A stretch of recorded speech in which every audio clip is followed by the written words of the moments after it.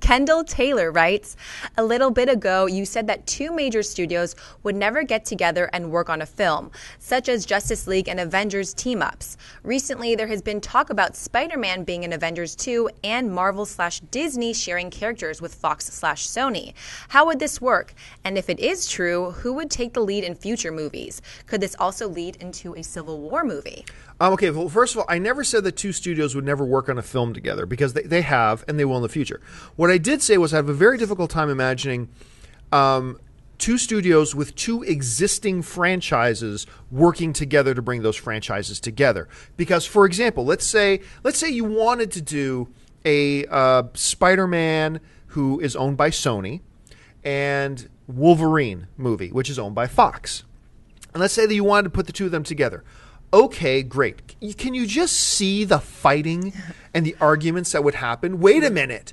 In this scene, Wolverine has, like the Sony people saying, in this scene, the Wolverine has better lighting than Spider-Man does. We changed that scene. We want to reshoot that scene. Wait a minute, said somebody from Fox. Spider-Man had a funnier line in that scene. Wolverine should say that line. And each will just be more concerned about making their own character look better. Mm-hmm.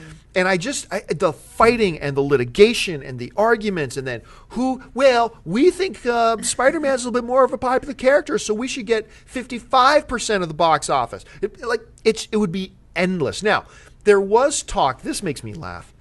There was talk, they really were trying to see if in Avengers, if they could get the Oscorp building, just in the cityscape. Now, Oscorp is of course, a reference in Spider-Man, because Oscorp is there in Spider-Man universe. So they were trying to get, but it's also a very big mainstay in the whole Marvel universe, in the comics.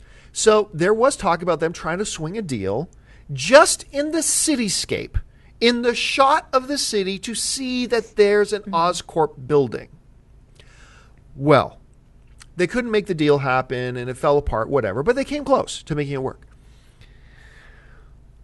It amuses me to see how then people took that and ran with it. It's like, wait a minute.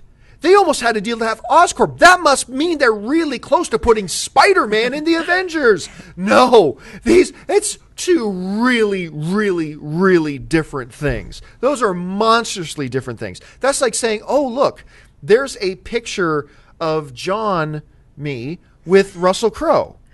That must mean Russell Crowe is going to star as John Campea in his life story in the movie. No, it doesn't. There's two completely worlds apart different things. Making an agreement to have a building in a background versus having Spider-Man in the Avengers, no, that hasn't happened. I don't see that ever happening. Unless through some twist of the universe, Sony loses the rights to Spider-Man, which I don't think they're ever going to allow to happen.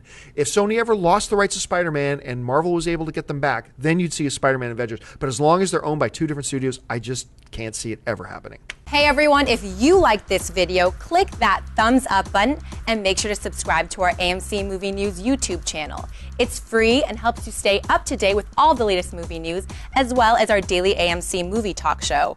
Also, make sure that you follow us on Facebook and Twitter to stay up to date with all of our special promotions, contests, and prize giveaways.